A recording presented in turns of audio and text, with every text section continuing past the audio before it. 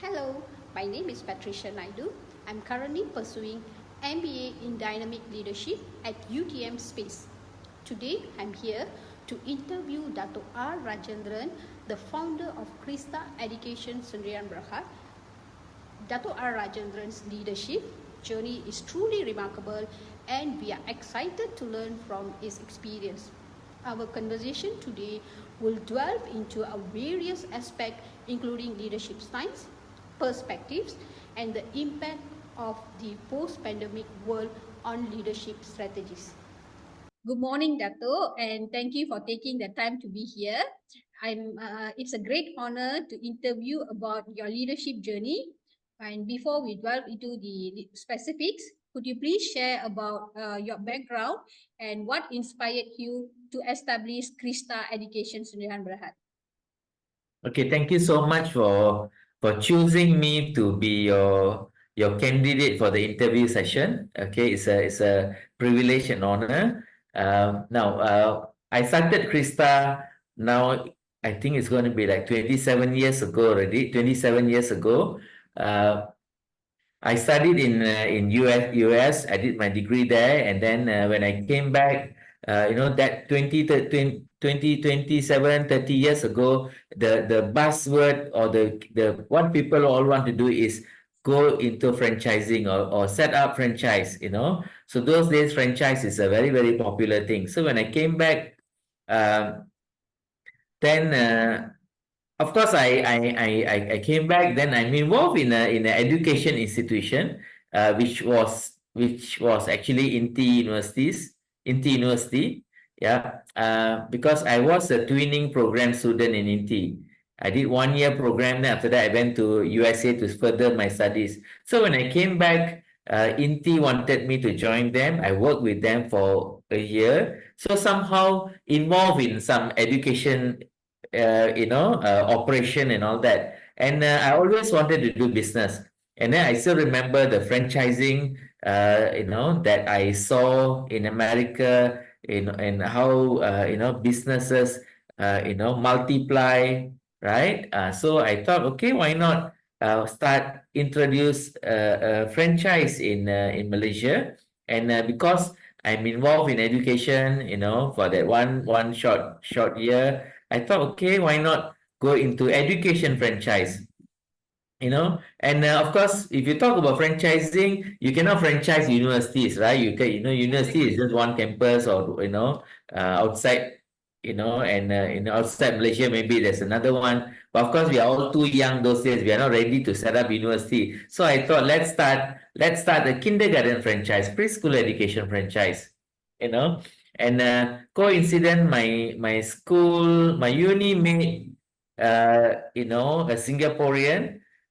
He was doing his masters in education, and he came back. He joined an education company also, a very big education brand in Singapore. He's a Singaporean. He went back. He joined them as a chief learning officer. And that time, that particular brand is almost listed in the Singapore Stock Exchange. So you just imagine, the almost like 30 years ago, it's already very big. Franchise is the big thing. So okay, I thought let's do the similar one in Malaysia. So we developed this Krista brand, and then now everything is history already. Yeah, it's already 27, 28 years since 27 we started. years. Yeah, that's actually great, sir. So, okay, my question to you, sir, what are the core principles or values that guide your leadership style? Okay. I like to play with abbreviation. Just like how you're familiar with capable program, right? Six capable, CAPABLE, all the meaning, right? So to me, my leadership style is 2C. Okay, it's 2C. First C is coaching.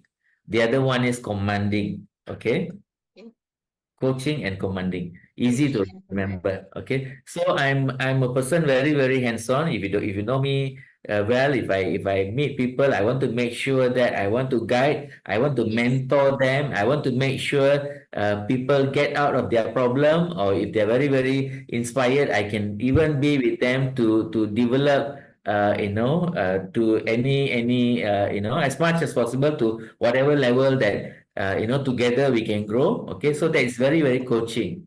That's called coaching lah.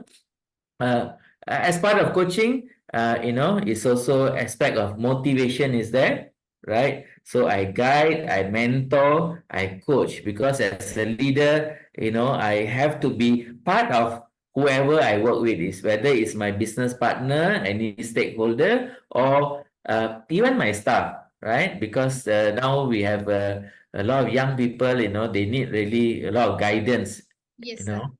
True. Yeah. So that is my style is coaching. The other one is commanding. Okay, commanding sounds a bit Yeah. serious. Yeah. Sometimes when we coach, when we guide, people may misunderstand. Yeah, this fella, no, not strict at all. Just simply talking this and that. Okay. Now the commanding part is, I want to make sure that end of the day there is a KPI achieved. Okay. I want to make sure that whatever we are doing is targeting towards achieving some kind of results. Okay. And I have to make sure that I am strict. Okay. Commanding strict. So yes, I can guide, I can coach, but end of the day, I have to be strict. Okay. You don't take advantage of my soft part, but I want Yes. to make sure that I follow up and whatever we talk about is actually achieved and is delivered. Okay, so it's 2C, coaching and commanding. Yeah, actually, that's actually inspiring. So I have to come up with something else for my leadership now. Okay, so can I move on to the second question? Is how would you approach or describe leading during the crisis such as COVID-19 pandemic? What was Okay. your approach? Okay, of course, COVID was a very sad and difficult period for all of us. Okay, especially for our franchisees.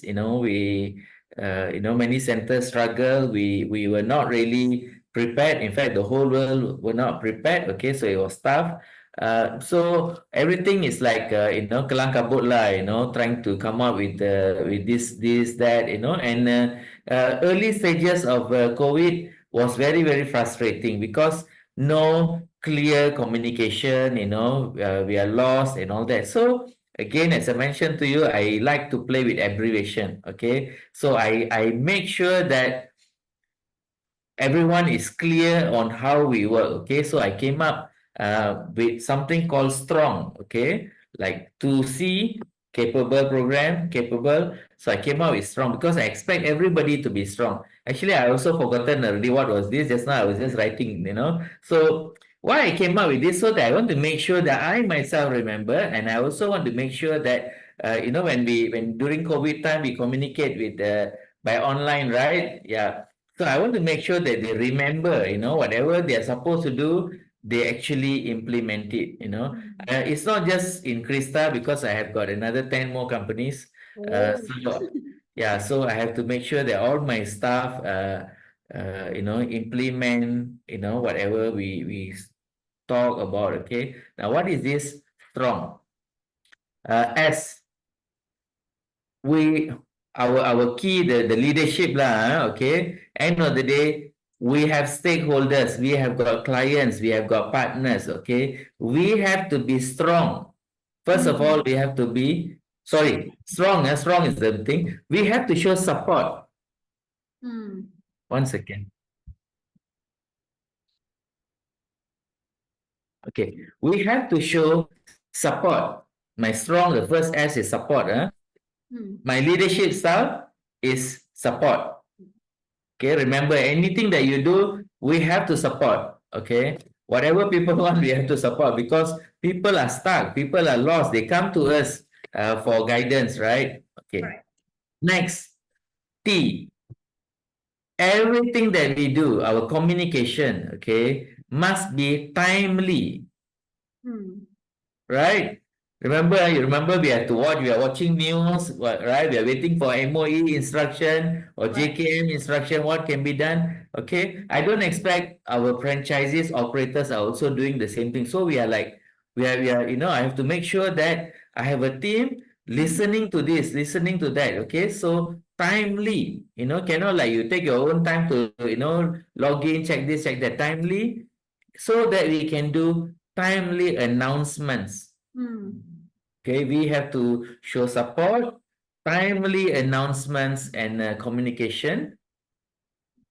And we have to be, Ara, we have to be responsive to all the situations. Responsive. Not just announce, but then you yourself not responsive. Okay, guiding them, telling them what to do. Okay, and the next is O. Open to creative solutions. Open to creative solutions. Okay, because that time we have to be super flexible, very very flexible. Because what we talked yesterday, the next day no longer applicable because of a new government announcement. Because of this, because of that, we have to be super super creative. It means open to all kind of solutions, open to all kind of feedbacks, open to all, listening to our, if I say Krista, our franchisees problem, parents problem, this problem, that problem, right? Open to everything. That means I cannot just decide, okay, you do what I say. No, open to creative solutions. Okay, problems can create solutions, right? And we were facing many types of problems, so we come up with many types of solutions.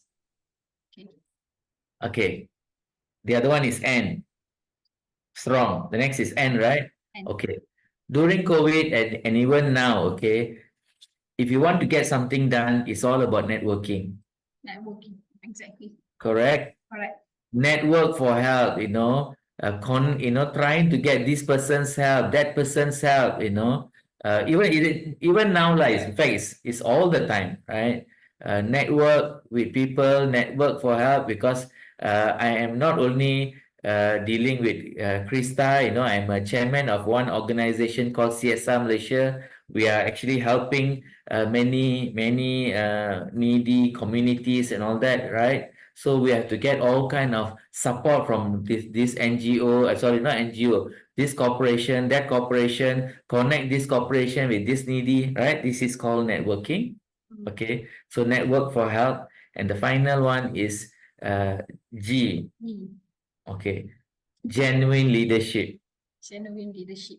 Okay, not just leadership, not just simply talk, but then actually walk the talk. Okay, genuine. That means what you talk, you have to do. Okay, and the leadership, whatever you talk must come from the heart. Okay, not from the mouth. Okay, so that was my, what is the title? Leadership style, isn't it? During the crisis. Yeah, correct. Okay, during the pandemic. Your approach during the difficult time during the pandemic. Yeah. Yeah. So have I answered your question? Yes, exactly. You answered, Okay. sir. Okay, I move on to my third question. And in what ways that post-pandemic will influence your leadership strategies and the decision-making process? Okay. Post-pandemic lah. Yeah. Okay. Of course, post-pandemic, everybody is talking about digitalization, right? And of course, many other things. But the key thing is everything is digitalized, and every business have to digitalize. I must admit that I'm a little old school person. Old school, it's old school, right? Yeah, so yes, we are doing a bit of digitalization here and there, but I think most of the businesses that I am involved in still very much face to face. Even if you take Krista, yes, during the COVID time, we did come up with some kind of digitalization. By end of the day, uh, if you take Krista, I think children learn the best by coming to school, interact with the teachers, right? So innovation in digitalization wise, I must admit it's not much, but then I think there are other things that have affected my decision making process. For example, I think post COVID, I think everybody had to be aware of the importance of financial stability. Okay. Okay. Saving for difficult times, Mm. right? Right. So if let's say I'm a leader, I have to make sure that I am financially stable, Able. because if I have a few hundred people working under me, I have to make sure that they are well taken care. Correct or not?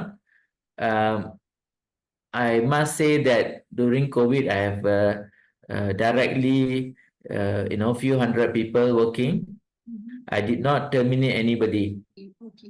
right? We still support and make sure that they get their salary, and then we resume back our operation. So Mm. we have to be financially stable to prepare for any difficult times. Okay, that's the number one lesson, or the things to remember lah and do. Okay.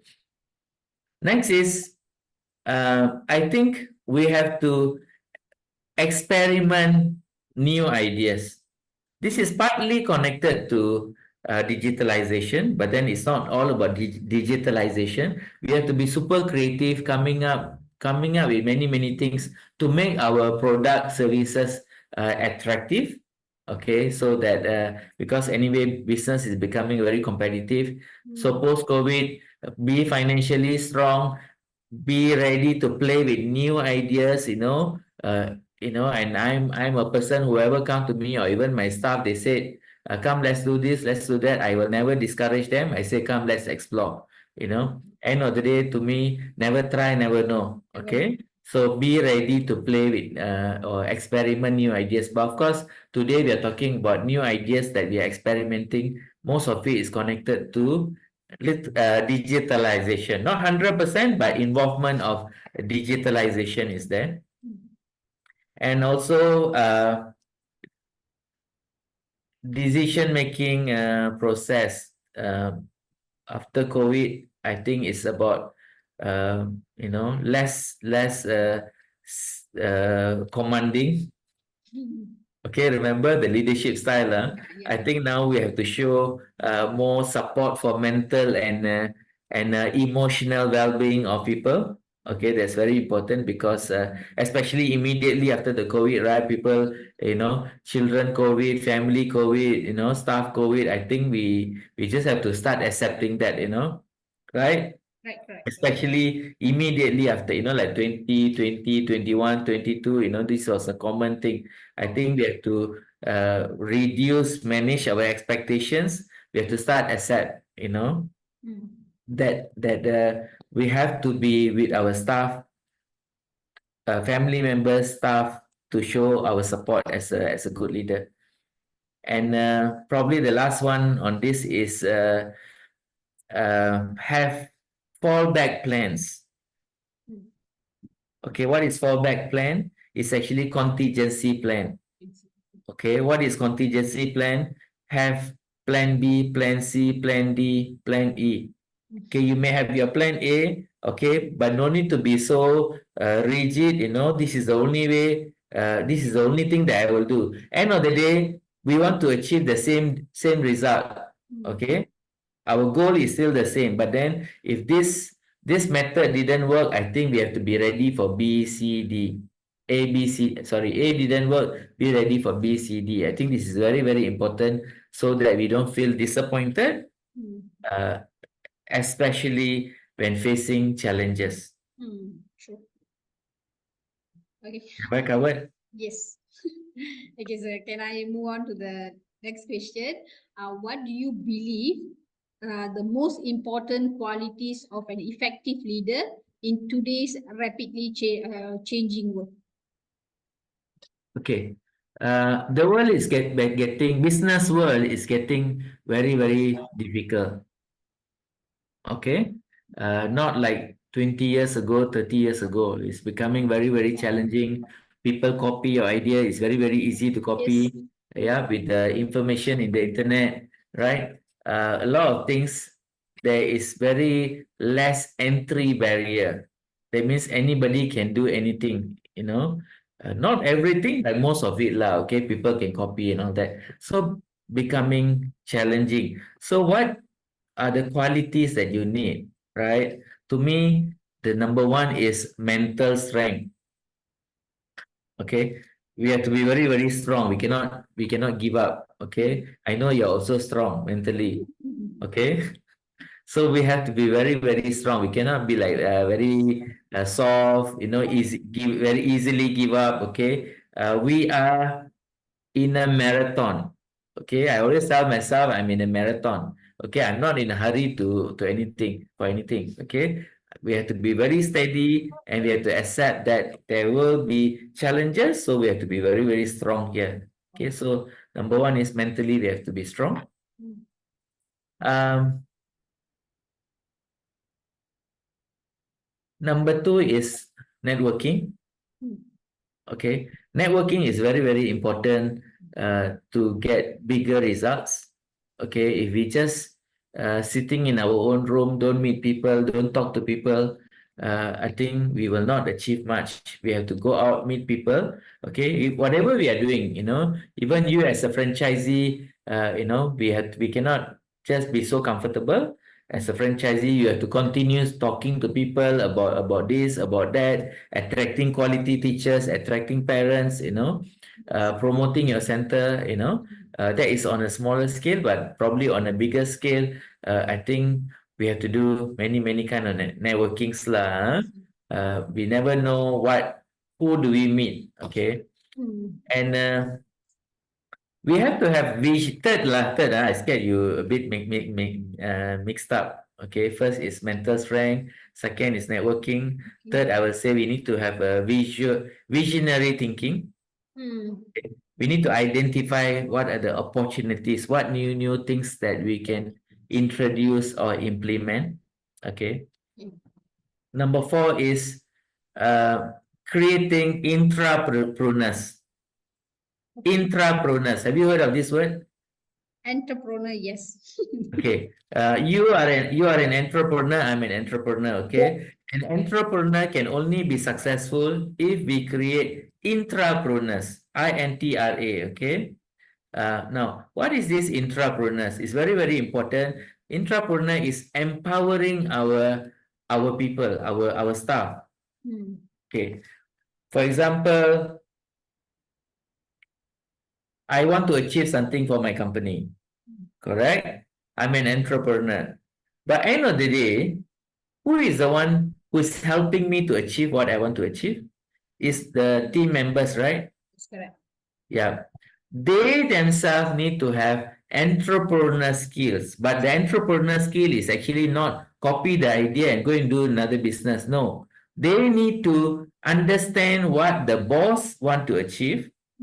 Boss is the entrepreneur, so they need to have the same kind of mindset, okay, to support the entrepreneur. That means if let's say I want to achieve 10 centers, 10 new centers, that's entrepreneur mindset. But the intrapreneur, that means the staff themselves, they have to have a similar mindset, right? If you want to have 100 children of let's say new enrollment, you want to have another 30 new children. This you want to achieve, but then your teachers must also have the same mindset. Okay, that's called intrapreneur. So that's connected to empowering our staff. Next is effective decision making. Okay, we have to be super fast. We have to be very, very accurate. In business, you call it business acumen. Okay, we have to consider risks and benefits in making decision. We have to consider our stakeholders. Stakeholder means our shareholder, our parents, our kids, right? So whatever decision that we make must be a good and effective decision. So we have to consider the fast, consider the risk, benefits, consider our stakeholders, and must be whatever we do must be sustainable lah. Okay. Okay. Did I mix up? No. Are you okay? Yeah, I think we are on track. Yes, we are really, okay. Can I move on to the next question, sir? Okay. Can you share the challenges that you faced as a leader and how do you overcome it? Maybe an example, with an example, yeah. Uh, challenges. Most of the challenges, or all the time lah, okay, challenges are caused by people. Okay, Okay. people. Uh, and the people are within the organization, in your own organization, and the people can also be outside your organization. Okay, uh, they create challenges. They make it challenging for you. Either they are their knowledge is not good, Mm. right? Need to support us, right? Or there are people outside there who are jealous, right? So these are the problems caused by the people lah. Okay. Now, how do you handle this? Don't overreact. Mm. Don't overreact negatively lah. Okay, it's very, very important. You have to stay calm because challenges are always there. There are people who are always there to give you problem. Okay, whether inside or outside. Okay, don't no need to react because it's common, right? Um, their acceptance level is not the same. Okay, you people don't understand you. People don't understand what is your objective, why you are doing this, right? So don't no need to react. Uh, don't react. Share a lot of positive energy. Release a lot of positive energy. Uh, Third, I think you need to have a lot of strategies. Okay, strategies are very important. Um, Number four, I think, is manage expectations. Okay. What is manage expectations? People are giving you challenges. Okay. You must have some kind of expectation. Okay. This is what I'm going to do. Mm. Okay. Okay. That's all I'm going to do. I no need to worry whether I can solve all or not. Right? I just have to tell myself, look, there's these challenges and I'm going to deal with it. And this is how I'm going to deal with it. After that, I'm going to forget about this. Okay. Okay? No need to unnecessarily think and burden your head with this kind of challenges because challenges, as I mentioned, will always be there. And the last point is how do I deal with it? Is sometimes challenges also create opportunities. Option. Mm. Yeah. So I always believe in this SWOT analysis. Mm. You know SWOT, Yes, yes. right? Strength, weakness, opportunity, and threat, right? Sometimes got these challenges, you convert the challenges into an opportunity, Mm. right? Challenge and sometimes a threat is equal lah, okay? Convert it into an opportunity. Yep. I know you said give an example, but I didn't give any example. I Uh, think it's clear enough, sir. It's good enough. is it okay? Yeah, yeah, it's okay. Okay. Okay. So Sometimes how do you example. foster? Yes, sir. Huh? No, so there are many examples. Correct. Yeah. Okay. So how do you foster culture of innovation and continuous improvement within your organization? Cultural innovation, is it? Yeah. I just curious, what do you mean by cultural innovation? Like you have many racers working with you and all that, and how do you deal with it and to continue improvement within the organization? Because we have a lot of racers working together, right? Okay. I am a strong believer or practitioner in this Mohiba concept. Mm-hmm. Okay, whatever I do, I make sure got three rays. I don't know whether you remember. Long ago, my chairman was Tan Sri Yahya Ibrahim. Is it your time? I don't think so, sir. No. Okay. Of course, he retired because of his old age. Now he's 100, almost, sorry, 98, 99 years already, his Oh, age. okay. Okay. He was with me for 20, 30 years. Okay. So I have a chairman, a Malay, and then in Krista, if you take, I'm the Indian, okay, CEO. I used to have a Malay chairman. Now I've got a lot of Malay staff, and Mr. Lee is our COO. Yeah. I make sure that important people, not only at the top and also at the bottom, it must always be multiracial. Okay, Inspiration. because uh, we can learn from each other. Okay, Mm. whatever we are doing is end of the day we are catering our product and services to the multiracial community, right? So I can only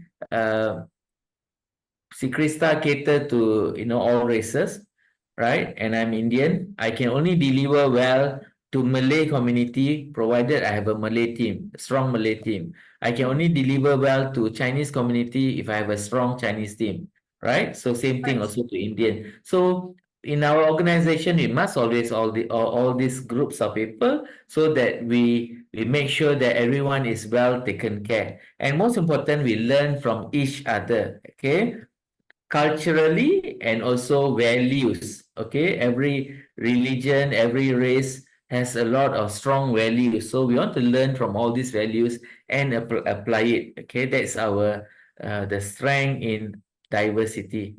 Okay, and yeah, yeah, I think covered. Yeah. Okay, so next question. What advice would you give to inspiring leaders who are just starting their journey? Okay, value time is very important. Value time. Yeah, okay. Our time is very, very limited. Okay. Don't waste it. Hmm. Um, you can buy when you have money, you can buy anything, everything, but you cannot buy time. Okay, so use time wisely. Okay. Use time wisely to achieve whatever you want to achieve. And I used to like in a day, I make sure I try to achieve at least 5 to 10 things per day. Okay. Okay. Sometimes it's small, small things. All right.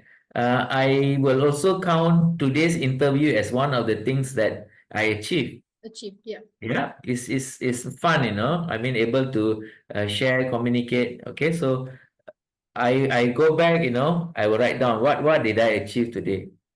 Okay, something positive, dealing with problem is not called achieve. Okay, something new things, small things that we achieve in our life every day we can achieve. So the moment we start practicing this, we will find that we don't want to waste time on unnecessary problem, unnecessary challenges. We just want to look into a lot of positive things around us. Okay.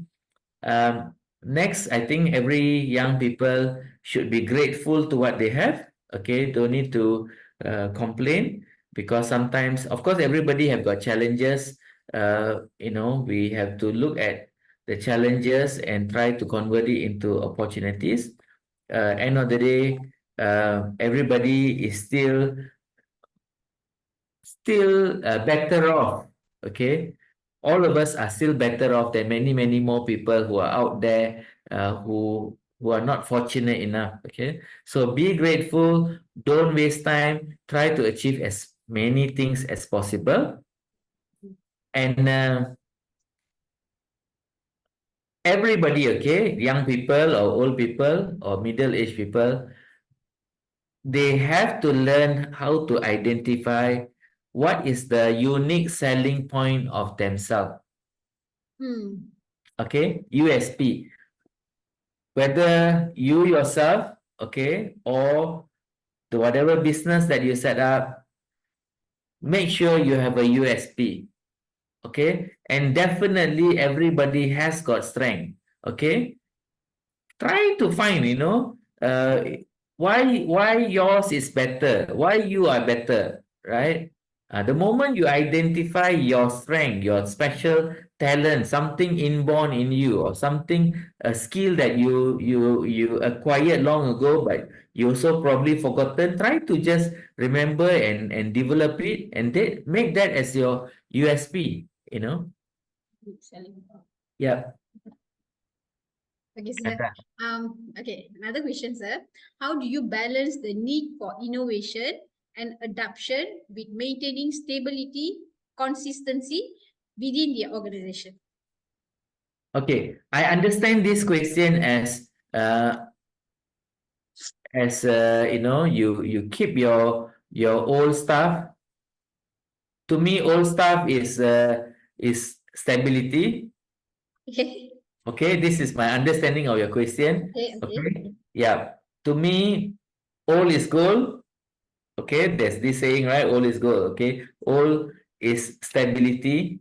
Okay. But stability alone not enough because these old people may not be so innovative. Okay, so to balance it, we have to embrace a lot of change, embrace a lot of innovation. Okay, not so much technology innovation, but then just the mindset, right? How young people think, what young people want. Okay, so in my organization, I make sure I maintain the old. I never ask my old staff to leave, as much as possible, they can stay, and we take in new people, and we try to mix it and try to achieve something, what we can give to our community. So for these purposes, in fact, um, I've got a lot of small groups, social groups, not just company lah, okay. I've got one group. We just celebrated our second year anniversary 2 days ago. So Okay. a social group, okay, not business group, a social and business group. Okay, Okay. all young people, started by me. Okay, people who are in their 20s, 30s, 40s. Okay. Okay, there are few old people, like me. Now, this is the balancing part. They want to learn. These young people want to learn from people who are long in the business, but actually they don't realize that I'm the one learning from Learning them. from them. Okay. Okay, I'm the one learning from them. So it's we learn from each other, and we actually need both this combination. 1 second, hello, Vignesh. I call you back. I call you back in few 5 minutes. Okay. Sorry. I'm taking your time, sir. No Only problem. one more question, the last one.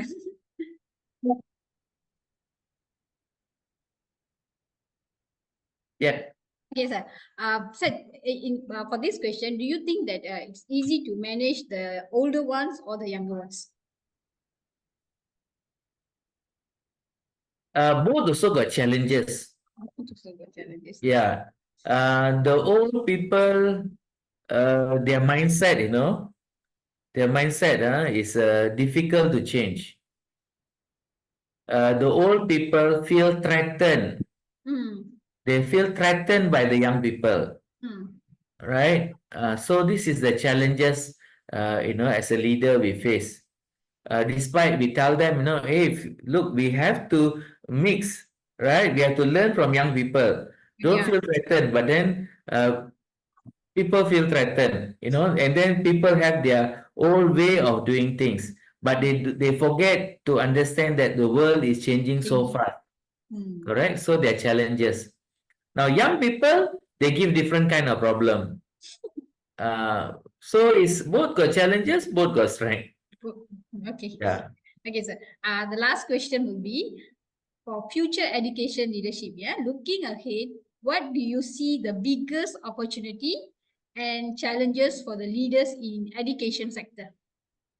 Okay. Um, to me, private education has got a lot of potential. Okay, so the opportunity is very, very big for people who are in the private education industry, whether you're doing preschool, childcare, private school, international school, private university. Future is very, very bright. It's only getting brighter and brighter. Uh, Now, talking about uh, the future, I think the future of Malaysian education is not so good. Okay, private education is good, but generally, and it's very, very sad because we are Malaysians. Okay, the future is very bad. I will use the word bleak. You know what is bleak? Yeah, not so good, right? Now, I was just um, like one few weeks ago, I just doing some research, and I shared this to one of the deputy minister in the ministry. related to education, I shared with him an index. Okay, and this index is called Human Flight and Brain Drain Index. Okay, you can actually do some research on this. Human flight and brain drain. Okay. Human flying away, and brain drain. Okay, you heard of this, right? Yeah. Malaysia is one of the worst country in the world.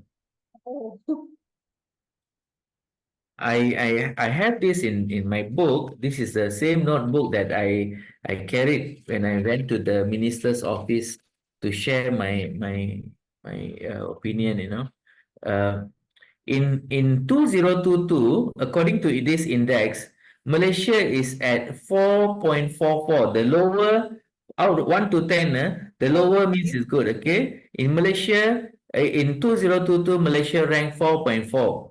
Okay. In Oh, it's good. 2023, last year, Malaysia is ranked 7.5. Oh. Okay, world average is 5.4. Hmm. Based on 177 countries. That means almost all the countries, almost lah in the world. That means even third world countries, okay? Countries in Africa. In fact, we perform even worse than some African countries. A lot of quality people are going away from this country.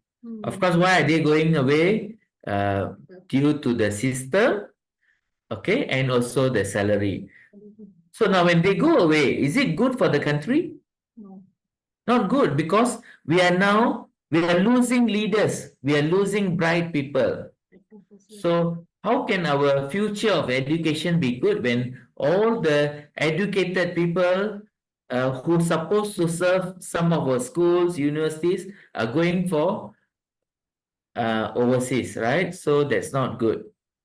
Of course, another reason why I also feel it's not good, I always openly tell, is the flaws, that means the mistakes that we have in our education system. Hmm. Okay, and the mistakes normally which is connected to unity and harmony. Okay, especially if you take our government school, I don't think we promote unity and harmony, right? That's the reason why private school, the potential for private school is brighter compared to government school, right? So which is very, very sad, the flaws, mistakes in the system. So we need to revamp our education system, okay, especially connected to our government schools. And to revamp this education system, we don't need only politicians. I think we need community leaders representing all races, Hmm. religion in Malaysia. They are the ones should jointly sit down, come up with some policies and probably feedback to the politicians. It cannot be just politicians alone.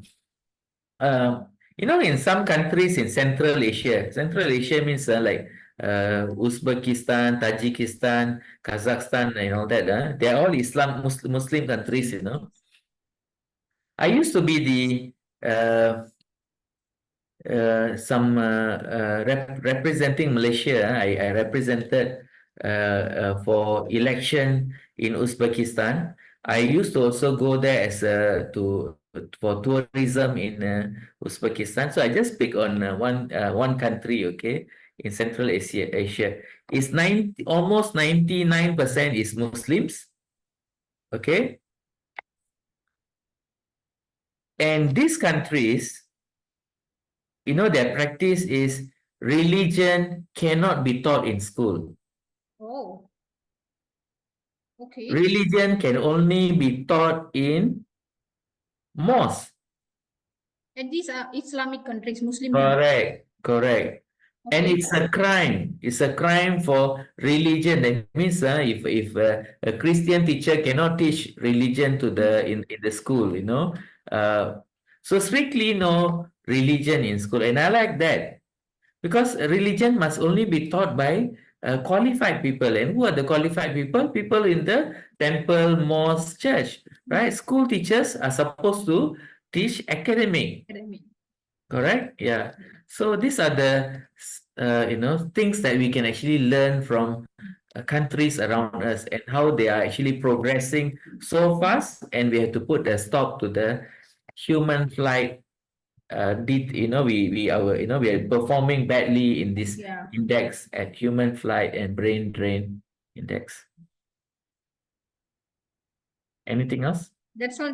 Dato, thank you for your time, and also thank you for your valuable insights and your knowledge. And I think I'm happy to submit this assignment because it's actually a knowledge for me, and I've learned a lot of things like your two C's and your strong abbreviation. It will really help me on my journey. Thank you so much, Dato. Okay, thank you so much. I wish you all your best in your MBA. Okay, Thank you so after much. you complete your MBA, come and conduct a short program for us, for our franchisees and teachers. Thank you so much for Okay, inviting me. okay. Thank you, Thank you sir. so much. Have a nice Thank you for day. your All the time. best. Thank you, sir. Okay.